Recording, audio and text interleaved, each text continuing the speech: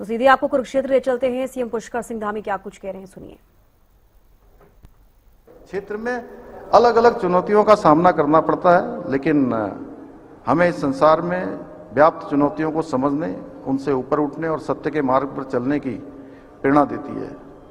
चाहे अर्जुन को कुछ समय के लिए भरपित और मोह में पड़ना हो, दुर्योधन के अहंकार का भाव हो, या भीष्म की प्रतिज्ञा हो, या फिर उस सूर्यपुत्र कर्ण की मित्रता हो, हर प्रसंग मनुष्य के चरित्र, कर्तव्य, निर्णय और आचरण का अद्भुत दर्पण है।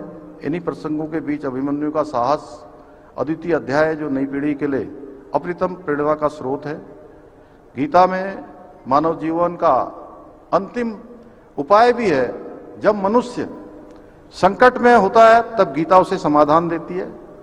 जब मन में बेचैनी होती है तब गीता शांति देती है। जब रास्ता धुंधला हो जाता है, कोई मार्ग नहीं दिखाई देता है, तब गीता उनको दिशा देने का भी काम करती है। मैं भी बचपन से गीता का अनुकरण करता आया हूं।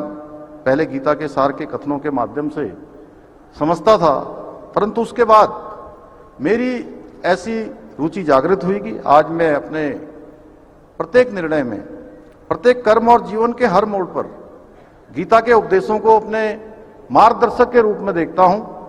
शायद इसलिए मेरी धर्मपत्नी का नाम भी गीता ही है।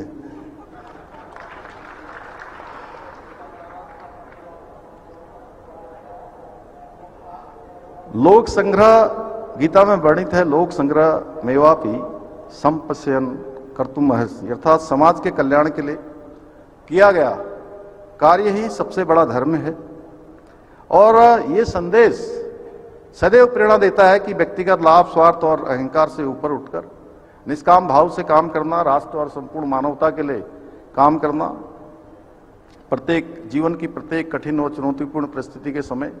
ये अनेक ऐसे श्लोक हैं गीता के जो हमें रास्ता दिखाते हैं। अभी पूज्य शंकराचार्य जी बता रहे थे, कर्म योग, ज्ञान योग, भक्ति योग, राजयोग, इस प्रकार के अनेक योग। और दुनिया भर के अंदर आज जो काम हो रहे हैं उस पर गीता का अध्ययन भी हो रहा है। गीता का कहीं ना कहीं एक तरह से रिसर्च उस पर हो रही है, मैनेजमेंट के क्षेत्र में, आत्म शांति के क्षेत्र में, और कठिन परिस्थितियों में कैसे काम किया जाए, उन सभी में गीता हमें व्यवहारिक ज्ञान भी दे रही है। जीवन की प्रत्येक चुनौती को स्वीकार